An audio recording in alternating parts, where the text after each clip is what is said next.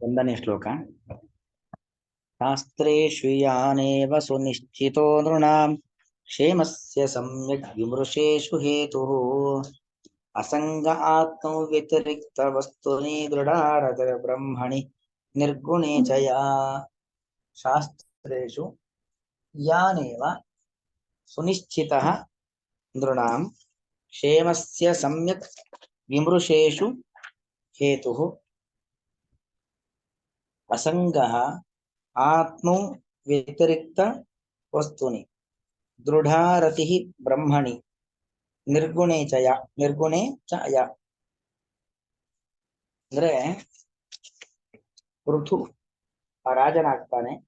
ಋತು ರಾಜನಾಗಿರ್ತಕ್ಕಂಥ ಸಂದರ್ಭದಲ್ಲಿ ಆ ವಂದಿಮಾಗದರೆಲ್ಲರೂ ಕೂಡ ಅವನನ್ನ ಸ್ತೋತ್ರ ಮಾಡಲಿಕ್ಕೆ ಆರಂಭ ಮಾಡ್ತಾರೆ.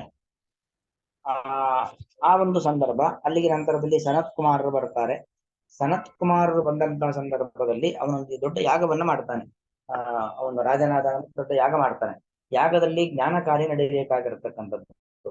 ಆ ಯಾಗದಲ್ಲಿ ಜ್ಞಾನ ಕಾರ್ಯವನ್ನ ನಡೆಸಲಿಕ್ಕೋಸ್ಕರವಾಗಿ ಸನತ್ ಕುಮಾರರು ಬಂದಿದ್ದಾರೆ. ಭಗವಂತನ ಮಹತ್ವವನ್ನು ಹೇಳ್ತಾ ಇದ್ದಾರೆ. ಪೃಥು ಚಕ್ರವರ್ತಿಗೆ ಭಗವಂತನ ಮಹತ್ವಗಳನ್ನು ತಿಳಿ ಹೇಳ್ತಾ ಇದ್ದಾರೆ. ಹೀಗೆ ಪೃಥು ಚಕ್ರವರ್ತಿಗೆ ಸನತ್ ಕುಮಾರರು ಮಾಡತಕ್ಕಂಥ ಒಂದು ಉಪದೇಶ ಇಲ್ಲಿರುವಂತದ್ದು. ಅದನ್ನ ಮೈತ್ರೇಯರು ವಿದುರಿಗೆ ಹೇಳತಕ್ಕಂಥ ಸಂದರ್ಭ ಅಲ್ಲಿ ಮೈತ್ರೇಯರು ವಿದುರಿಗೆ ಹೇಳುತ್ತಿದ್ದಾರೆ, ಸನತ್ ಕುಮಾರರು ಪೃಥು ಚಕ್ರವರ್ತಿಗೆ ಈ ರೀತಿಯಲ್ಲಿ ಹೇಳಿದ್ದಾರೆ ಅಂತ. ಶಾಸ್ತ್ರೇಷು ಯಾನೇವ ಸುನಿಶ್ಚಿತ ಅರ್ಥ ಅಂದ್ರೆ ನೃಣಾಮ್ ಅಂದ್ರೆ ಮನುಷ್ಯರಿಗೋಸ್ಕರವಾಗಿ ಏನು ಶಾಸ್ತ್ರ. ಶಾಸ್ತ್ರ ಅಂದ್ರೇನು? ಶಾಸನಾತು ತ್ರಾಣನಾತು ಶಾಸ್ತ್ರ ಇತ್ಯಾಹು ಅಂತ. ಶಾಸನ ಮಾಡತ್ತೆ, ನಮಗೆ ಕೆಲವೊಂದು ಆದೇಶವನ್ನ ಮಾಡತ್ತೆ, ಹೀಗಿರ್ಬೇಕು ಹೀಗಿರಬಾರ್ದು ಅಂತೆಲ್ಲ ಉಪದೇಶವನ್ನ ಕೊಡುತ್ತೆ. ಅದರ ಉದ್ದೇಶ ಏನು? ನಮ್ಮನ್ನ ಶಾಸನೆ ಮಾಡೋದು ಉದ್ದೇಶವಲ್ಲ, ನಮ್ಮನ್ನ ತ್ರಾಣನೆ ಮಾಡೋದು, ನಮ್ಮನ್ನ ರಕ್ಷಣೆ ಮಾಡುವಂಥದ್ದು ಉದ್ದೇಶ. ನಮಗೆ ಶಾಸ್ತ್ರ ಮನುಷ್ಯರಿಗೆ ಅನೇಕ ರೀತಿಯಾಗಿರ್ತಕ್ಕಂಥ ಶಾಸನೆಗಳನ್ನ ಮಾಡಿ ತನ್ಮೂಲಕವಾಗಿ ತ್ರಾಣ ಅಂದ್ರೆ ತ್ರೈಂಗ ಪಾಲನೆ ಮಾಡುವಂಥದ್ದು ಶಾಸ್ತ್ರ. ಅದರಲ್ಲಿ ಯಾನೇವ ಸುನಿಶ್ಚಿತ, ಇಷ್ಟು ನಿಶ್ಚಿತವಾಗಿರತಕ್ಕಂಥ ವಿಷಯ. ಕ್ಷೇಮಸ್ಯ ಸಮ್ಯಕ್ ನೃಣಾಂ ಕ್ಷೇಮಸ್ಯ ಸಮ್ಯಕ್ ವಿಮೃಶೇಷು, ಮನುಷ್ಯರಿಗೆ ಯಾವುದು ಕ್ಷೇಮಕ್ಕೆ ಸಾಧನಕವಾಗಿರ್ತಕ್ಕಂಥದ್ದು ಚೆನ್ನಾಗಿ ಆಲೋಚನೆಯನ್ನ ಮಾಡಿದಾಗ ಸಮ್ಯಕ್ ವಿಮೃಶೇಷು ಸತ್ತು, ಚೆನ್ನಾಗಿ ವಿಚಾರವನ್ನ ಮಾಡುತ್ತಿರಲು ನೃಣಾಂ ಕ್ಷೇಮಸ್ಯ ಹೇತು, ಮನುಷ್ಯರ ಕ್ಷೇಮಕ್ಕೆ. ಕ್ಷೇಮ ಅಂದ್ರೇನು? ಯಾವುದೇ ತೊಂದರೆಗಳಿಲ್ಲದೇನೆ ಮನುಷ್ಯರ ಸಂರಕ್ಷಣೆಗೆ, ಮನುಷ್ಯರ ಉದ್ಧಾರಕ್ಕೆ ಕಾರಣವಾಗಿರತಕ್ಕಂಥದ್ದು ಯಾವುದು ಅಂತ ಹೇಳಿದ್ರೆ ಆತ್ಮ ವ್ಯತಿರಿಕ್ತ ವಸ್ತುನಿ ಅಸಂಗಃ. ಎರಡೇ ಒಟ್ಟು ಶಾಸ್ತ್ರದ ಅಭಿಪ್ರಾಯ ಅಂದ್ರೆ ಎರಡು ಅಂತ ಹೇಳ್ತಿದ್ದಾರೆ ಇಲ್ಲಿ. ಆತ್ಮ ವ್ಯತಿರಿಕ್ತ ವಸ್ತುನಿ ಅಸಂಗಃ. ಆತ್ಮ ಅಂದ್ರೆ ಪರಮಾತ್ಮ, ಪರಮಾತ್ಮನಿಗಿಂತಲೂ ವ್ಯತಿರಿಕ್ತವಾದ, ವ್ಯತಿರಿಕ್ತ ಅಂದ್ರೆ ಭಿನ್ನ, ಪರಮಾತ್ಮನಿಗಿಂತಲೂ ಬೇರೆಯದ್ದಾದ ಭಿನ್ನವಾದಂತ ಯಾವುದೇ ವಸ್ತುಗಳಲ್ಲೂ, ಯಾವುದೇ ವ್ಯಕ್ತಿಗಳಲ್ಲೂ, ಯಾವುದೇ ವಿಷಯಗಳಲ್ಲೂ ಅಸಂಗಃ ವಿಪರೀತವಾದ ನಮ್ಮ ಒಂದು ಸಂಘವನ್ನ, ವಿಪರೀತವಾದ ಅದರಲ್ಲಿ ನಮ್ಮ ತೊಡಗಿಕೊಳ್ಳುವಿಕೆಯನ್ನು ಮಾಡಿಕೊಳ್ಳಬಾರದು. ಅಂದ್ರೆ ಎಲ್ಲವೂ ಬೇಕು ಜಗತ್ತಿನಲ್ಲಿ. ನಮ್ಮ ಎಲ್ಲಾ ಬಂಧು ಬಾಂಧವರು, ರಕ್ತ ಸಂಬಂಧಿಕರು, ಹಿತೈಷಿಗಳು, ಸ್ನೇಹಿತರು, ಅವರಿಗೆ ಸಂಬಂಧಪಟ್ಟ ವಿಚಾರಗಳು ಎಲ್ಲವೂ ಬೇಕು. ಆದ್ರೆ ಎಷ್ಟು ಬೇಕೋ ಅಷ್ಟಲ್ಲಿ ಇರಬೇಕು. ವಿಪರೀತವಾಗಿರ್ತಕ್ಕಂಥ ಸಂಘ, ಅದರಲ್ಲಿ ಗಟ್ಟಿಯಾಗಿ ನಾವು ಅದರಲ್ಲಿ ಪೂರ್ತಿ ಇನ್ವಾಲ್ವ್ಮೆಂಟ್ ಅನ್ನೋದು ಇರಬಾರದು. ನಮಗೆ ಸಂಘ ಇದ್ರೆ ಒಂದೇ ಕಡೆ, ಎಲ್ಲಿ? ಭಗವಂತನಲ್ಲಿ ಮಾತ್ರ. ಭಗವಂತನನ್ನ ಬಿಟ್ಟು ಮತ್ತು ಯಾವುದೇ ವಿಚಾರಗಳಲ್ಲೂ ಕೂಡ ವಿಪರೀತವಾದ ಸಂಘ ಇರಬಾರದು. ಆತ್ಮ ವ್ಯತಿರಿಕ್ತ ವಸ್ತುನಿ ಅಸಂಗಃ, ಪರಮಾತ್ಮ ವ್ಯತಿರಿಕ್ತವಾಗಿರತಕ್ಕಂಥ ವಸ್ತುವಿನಲ್ಲಿ ಅಸಂಗ, ವಿಪರೀತವಾದ ಸಂಘ ಎಂಬುದು ಇರಬಾರದು. ಅಂದ್ರೆ ವಿರಕ್ತಿ ಇರಬೇಕು ಅಂತ ಅರ್ಥ. ಭಗವಂತನಲ್ಲಿ ರತಿ ಇರಬೇಕು, ಇತರ ಕಡೆಯಲ್ಲಿ ವಿರಕ್ತಿ ಇರಬೇಕು ಅನ್ನೋದು ಅಭಿಪ್ರಾಯ. ಇನ್ನು ನಿರ್ಗುಣೇ ಬ್ರಹ್ಮ, ನಿರ್ಗುಣೇ ಚ ಮತ್ತು ನಿರ್ಗುಣೇ ಬ್ರಹ್ಮಣಿ ಯಾ ದೃಢಾರತಿ. ನಿರ್ಗುಣ ಬ್ರಹ್ಮ, ನಿರ್ಗುಣ ಬ್ರಹ್ಮ ಅಂದ್ರೆ ಅರ್ಥ ಏನು ಅಂತ ಹೇಳಿದ್ರೆ ಪ್ರಾಕೃತ ಗುಣರಹಿತನಾಗಿರುವಂತ ಬ್ರಹ್ಮ. ನಾವೆಲ್ಲರೂ ಪ್ರಾಕೃತ ಗುಣದಿಂದ ಯುಕ್ತರಾಗಿರುವಂತವರು. ಸತ್ವ ರಜಸ್ಸು ತಮಸ್ಸು ಎಂಬ ಗುಣತ್ರಯಗಳಿಂದ ನಿರ್ಮಾಣವಾದ ಶರೀರ ನಮಗಿದೆ. ಆದ್ರೆ ಭಗವಂತ ಅಂತ ಹೇಳಿದ್ರೆ ಪ್ರಾಕೃತ ಗುಣರಹಿತನಾಗಿರ್ತಕ್ಕಂಥವನು. ಹಾಗಾಗಿ ಒಂದು ನಿರ್ಗುಣ ಬ್ರಹ್ಮ, ಅಪ್ರಾಕೃತವಾದ ಅನಂತ ಗುಣ ಪರಿಪೂರ್ಣನಾದವನು ಬ್ರಹ್ಮ. ಯಾವ ಗುಣ ಅಂದ್ರೆ ನಮ್ಮ ರೀತಿಯಲ್ಲಿ ಪ್ರಾಕೃತ ಗುಣಗಳಲ್ಲ, ಪ್ರಕೃತಿಗೆ ಸಂಬಂಧಪಟ್ಟ ಗುಣ ನಮ್ಮಲ್ಲಿ ಇದೆ. ಆದ್ರೆ ಭಗವಂತನಲ್ಲಿ ಪ್ರಾಕೃತ ಗುಣಗಳು ಯಾವುದೂ ಇಲ್ಲ. ಹಾಗಾಗಿ ಭಗವಂತ ನಿರ್ಗುಣ ಬ್ರಹ್ಮ ಅಂತ ನಿರ್ಗುಣನಾಗಿರ್ತಕ್ಕಂಥ ಬ್ರಹ್ಮನಲ್ಲಿ ದೃಢಾರತಿ, ಅತ್ಯಂತ ಗಟ್ಟಿಯಾಗಿರೋ ದೃಢವಾದ ಒಂದು ಭಕ್ತಿ, ಆಸಕ್ತಿ. ನಮಗೆ ವಿಷಯ ಪದಾರ್ಥಗಳಲ್ಲಿ ವಿರಕ್ತಿ ಇರಬೇಕು, ಭಗವಂತನಲ್ಲಿ ಆಸಕ್ತಿ ಇರಬೇಕು. ಅದನ್ನ ಹೇಳುದು ಜೀವನ ಸಾಧನೆಗೆ ಒಟ್ಟು 3: ಜ್ಞಾನ, ಭಕ್ತಿ, ವಿರಕ್ತಿ. ಭಗವಂತನ ಜ್ಞಾನವನ್ನ ಸಂಪಾದನೆ ಮಾಡಬೇಕು, ಭಗವಂತನಲ್ಲಿ ಭಕ್ತಿ ಮಾಡಬೇಕು, ಇತರ ಪದಾರ್ಥಗಳಲ್ಲಿ ವಿರಕ್ತಿಯನ್ನು ಹೊಂದಬೇಕು, ವಿಷಯ ಪದಾರ್ಥಗಳಲ್ಲಿ ವಿರಕ್ತಿಯನ್ನು ಹೊಂದಬೇಕು ಅಂತ. ಆದ್ರೆ ಇವತ್ತೇನಾಗಿದೆ, ಉಲ್ಟಾ ಆಗಿದೆ. ಬೇರೆ ಪದಾರ್ಥಗಳಲ್ಲಿ ಅವುಗಳ ಜ್ಞಾನ, ಅವುಗಳ ಬಗ್ಗೆ ಭಾರಿ ಭಕ್ತಿ, ಭಗವಂತನಲ್ಲಿ ವಿರಕ್ತಿ, ಹಾಗಾಗಿದೆ. ಆದ್ರೆ ಆತರ ಆಗಬಾರದು. ಭಗವಂತನಲ್ಲಿ ಭಕ್ತಿ ಮಾಡಬೇಕು, ಭಗವಂತನಲ್ಲಿ ಭಕ್ತಿ ಮಾಡ್ತಾ ಭಗವಂತನ ಜ್ಞಾನವನ್ನ ಪಡಿಬೇಕು. ಭಗವಂತನಲ್ಲಿ ಭಕ್ತಿ ಮತ್ತು ಜ್ಞಾನ ಇದೆ ಅಂತಾದ್ರೆ ಬೇರೆ ಎಲ್ಲ ಲೌಕಿಕ ಪದಾರ್ಥಗಳಲ್ಲೂ ಕೂಡ ವಿರಕ್ತಿ ತನ್ನಷ್ಟಕ್ಕೆ ತಾನೇ ಹುಟ್ಟುವಂಥದ್ದು. ಅದರಿಂದಾಗಿ ಆ ಶಾಸ್ತ್ರದ ಒಟ್ಟು ಇದು ಸಂಕ್ಷಿಪ್ತ ಶಾಸ್ತ್ರಾರ್ಥ ಪ್ರಕರಣ. ಆದ್ರಿಂದಾಗಿ ಸಕಲ ಶಾಸ್ತ್ರಗಳ ಸಾರ ಏನು ಅಂತ ಹೇಳಿದ್ರೆ ಇಷ್ಟೇ: ಆತ್ಮಂ ವ್ಯತಿರಿಕ್ತ ವಸ್ತುನಿ ಅಸಂಗಃ. ಭಗವಂತನಿಗಿಂತಲೂ ಕೂಡ ವ್ಯತಿರಿಕ್ತವಾಗಿರತಕ್ಕಂಥ ವಸ್ತುವಿನಲ್ಲಿ ಸಂಘ ಇರಬಾರದು. ನಿರ್ಗುಣೇ ಬ್ರಹ್ಮಣಿ ದೃಢಾರತಿ. ನಿರ್ಗುಣನಾಗಿರ್ತಕ್ಕಂಥ ಬ್ರಹ್ಮನಲ್ಲಿ ದೃಢಾರತಿ, ಗಟ್ಟಿಯಾಗಿರ್ತಕ್ಕಂಥ ಒಂದು ಆಸಕ್ತಿ, ಅಂದ್ರೆ ಭಗವಂತನಲ್ಲಿ ಭಕ್ತಿ ಇರಬೇಕು ಅನ್ನೋದು ಇದರ ಒಟ್ಟು ಅಭಿಪ್ರಾಯ. ವ್ಯಾಖ್ಯಾನ ಓದ್ತಾ ಇದ್ದೀನಿ.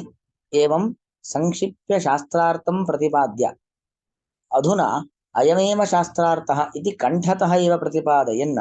ಅಂದ್ರೆ ಒಟ್ಟು ಈ ಎಲ್ಲ ಹಿಂದಿನ ಶ್ಲೋಕಗಳಲ್ಲಿ, ಈ ಪ್ರಕರಣದ ಹಿಂದಿನ ಒಂದು 7-8 ಶ್ಲೋಕಗಳಲ್ಲಿ ಏನು ಸಂಕ್ಷೇಪವಾಗಿ ಶಾಸ್ತ್ರಾರ್ಥ ಅನ್ನೋದನ್ನ ಹೇಳಿ, ಈಗ ನಿಜವಾದ ಶಾಸ್ತ್ರಾರ್ಥ ಏನು ಅನ್ನೋದನ್ನ ಕಂಠತಃ ಅಂದ್ರೆ ಏನು, ಶ್ಲೋಕದ ಪದಗಳ ಮೂಲಕವಾಗಿ ಹೇಳೋದು. ಹಿಂದೆ ಹೇಳಿದ್ದೆಲ್ಲ ಅಭಿಪ್ರಾಯ ಬಂದಿದ್ದಿದೆ ಅಲ್ವಾ.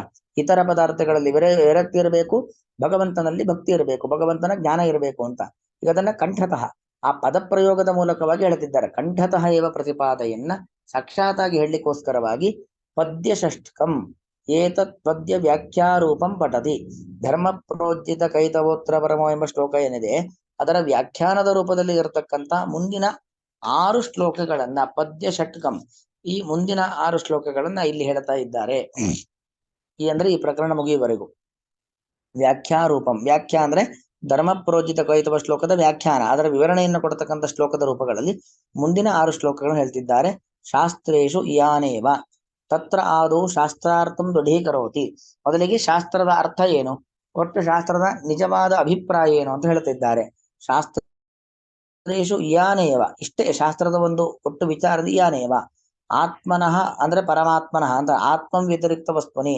ಆತ್ಮ ಅಂದ್ರೆ ಪರಮಾತ್ಮ, ಪರಮಾತ್ಮನಿಗಿಂತಲೂ ಕೂಡ ವ್ಯತಿರಿಕ್ತಂ, ಯಾವುದು ಭಿನ್ನವಾಗಿರತಕ್ಕಂಥ ವಸ್ತು ಇದೆಯೋ ತಸ್ಮಿನ್ ಸರ್ವಸ್ಮಿನ್ ವಸ್ತನಿ, ಅಂತಹ ಎಲ್ಲಾ ವಸ್ತುಗಳಲ್ಲೂ ಅಸಂಗಃ ವೈರಾಗ್ಯಂ. ಅಲ್ಲಿ ಆತ್ಮ ವ್ಯತಿರಿಕ್ತ ವಸ್ತು ನಿನಗೆ ವಿಗ್ರಹವಾಕ್ಯ ಹೇಗೆ ಮಾಡಬೇಕು ಅಂದ್ರೆ ಆತ್ಮನಃ ವ್ಯತಿರಿಕ್ತಂ ಆತ್ಮ ವ್ಯತಿರಿಕ್ತಂ ಅಂತ ಮಾಡ್ಬೇಕು. ಆತ್ಮನಿಗಿಂತಲೂ ಅಂದ್ರೆ ಪಂಚಮಿ ತತ್ಪುರುಷ, ಪರಮಾತ್ಮನಿಗಿಂತಲೂ ಕೂಡ ವ್ಯತಿರಿಕ್ತವಾಗಿರುವಂಥದ್ದು. ವ್ಯತಿರಿಕ್ತವಾದದ್ದು ಯಾವುದು, ವಸ್ತು. ಅಂತಹ ವಸ್ತುಗಳಲ್ಲಿ ಆತ್ಮ ವ್ಯತಿರಿಕ್ತಂ ಚ ತತ್ ವಸ್ತುತ ಆತ್ಮ ವ್ಯತಿರಿಕ್ತ ವಸ್ತು ತಸ್ಮಿನ್ ಆತ್ಮ ವ್ಯತಿರಿಕ್ತ ವಸ್ತುನಿ. ಪರಮಾತ್ಮನಿಗಿಂತಲೂ ಕೂಡ ಭಿನ್ನವಾದ ವಸ್ತುವಿನಲ್ಲಿ ಅಸಂಗಃ ಅಂದ್ರೆ ವಿರಕ್ತಿ ಇರಬೇಕು.